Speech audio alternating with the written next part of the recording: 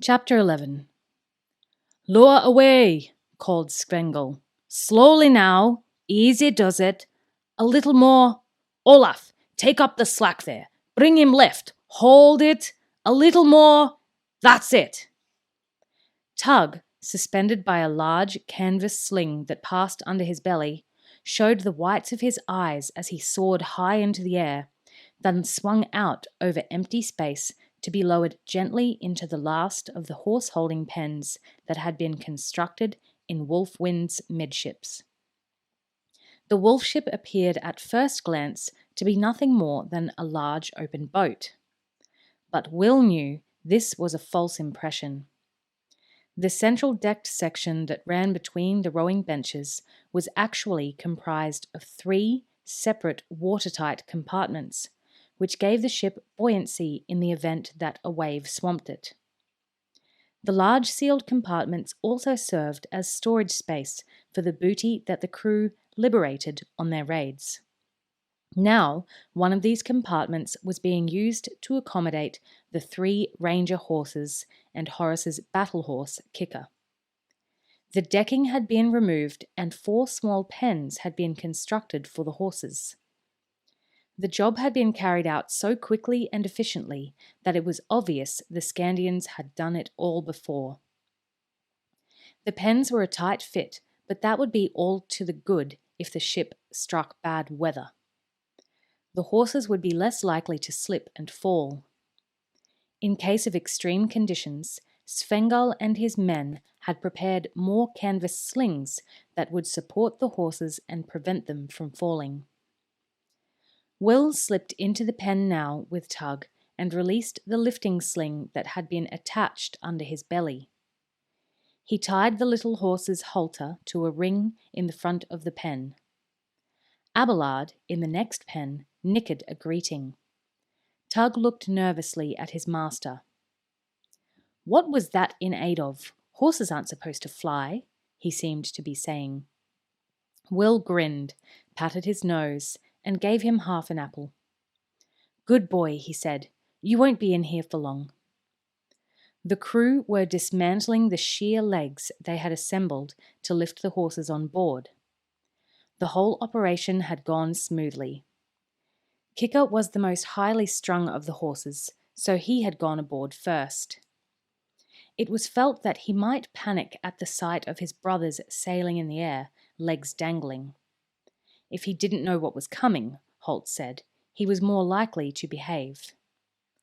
As each horse was lowered into the shallow well in the deck, his rider was waiting with soothing words and reassurance. Will scratched Tug's ear once more and climbed out of the pen. "You've done this before," he said to Svengel. Since Scandians didn't ride horses as a rule, there was only one explanation for it. Svengel grinned. "Sometimes we come upon abandoned horses on the shore. It'd be cruel to leave them, so we take them on board until we can find them a good home." "Abandoned?" Will said. Svengel was all wide-eyed innocence. "Well, nobody has ever asked for them back," he said. Then he added, "Besides, after what I've heard about Holt and the Temujai horses, I wouldn't make too big a fuss about it if I were you." Many years ago, Holt had borrowed some breeding stock from the Temujai herds. The present-day ranger horses bore an unmistakable resemblance to those borrowed animals. Sad to say, Holt was yet to return them. "Fair point," said Will. Then, glancing up at the dock, he said, "Looks like we're almost ready to go." Cassandra and her father were approaching down the dock, followed by a small retinue of friends and officials. Duncan had his arm around his daughter's shoulders. His face showed his lingering concern over the wisdom of this trip.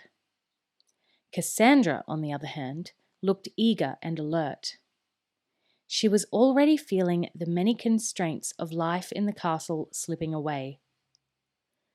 In the place of the stylish gowns she was normally required to wear, she wore tights, knee-high boots, a woolen shirt, and a thigh-length belted leather jerkin.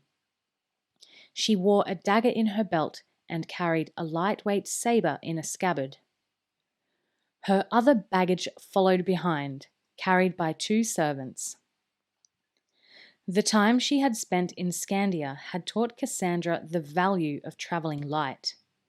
She beamed a greeting as she caught sight of Will and Horace leaning on the rail of the ship.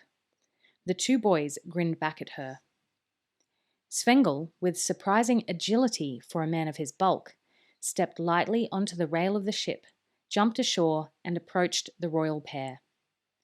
Out of deference to the king, he raised his knuckled hand to his brow in salute. Duncan acknowledged the gesture with a quick nod of the head. It has to be said that Scandians weren't big on protocol and the niceties of court speech. Svengel was a little at a loss as to how he should address the king. Scandians never called anyone sir, as that implied that the speaker was somehow inferior to the person he was addressing. Likewise, formal titles such as Your Majesty or My Lord didn't sit comfortably with the egalitarian Northerners. In their own society, they solved the problem by using the other person's title or position, Skirl, Jarl, or Oberjarl. No Scandian ever called Erak Sir or My Lord. If they wanted to show respect, they addressed him by the word that described what he was, Oberjarl.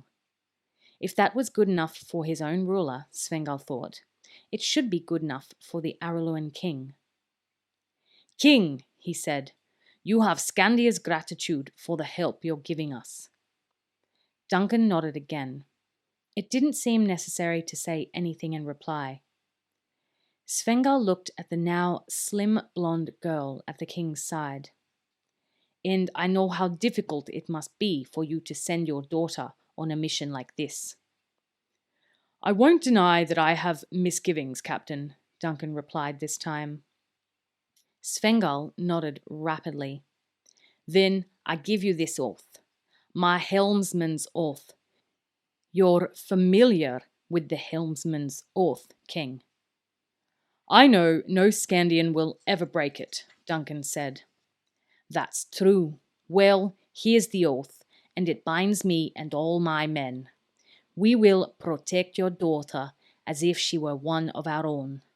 So long as one of us is alive, no harm will be allowed to come to her. There was a low growl of assent from the members of the crew, who had gathered at the ship's shoreward rail to watch proceedings. Duncan looked around their faces now. Scarred and weather-beaten, framed by hair wrapped in untidy pigtails and surmounted by horned helmets.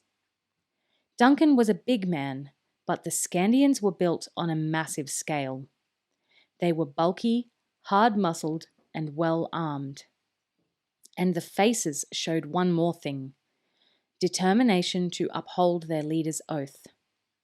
For the first time in the past 3 days, he felt a little better about the whole situation. These men would never desert his daughter.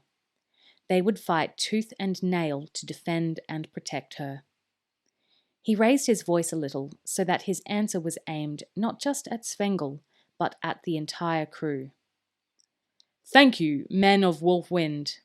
I don't believe my daughter could be in better hands. The sincerity in his voice was obvious, and again there was a fierce growl of assent from the Scandians. One thing, however, I think from this point, until you reach Al-Shabar, it might be safer if Cassandra were to travel incognito. She has decided to resume the name most of you know her by, Evenlyn. Will nudged Horace in the ribs. Thank goodness for that. I can never get used to calling her Cassandra. I get tongue-tied around her when I'm reminded she's a princess. Horace grinned. It didn't bother him either way.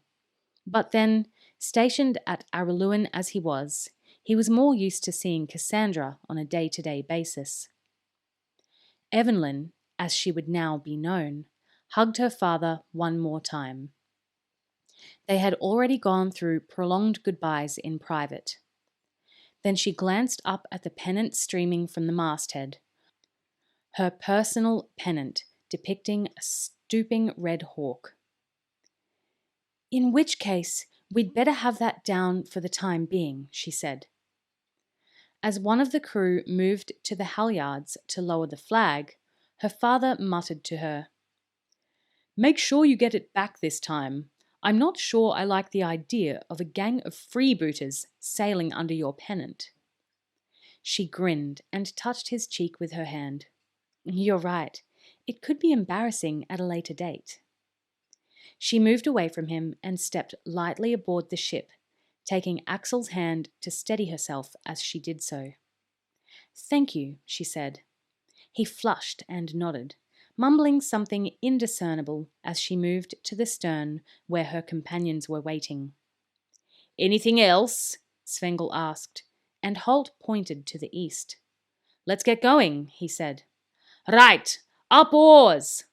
Svengel's voice rose into the familiar, ear-shattering bellow that Scandian skirls used when giving orders.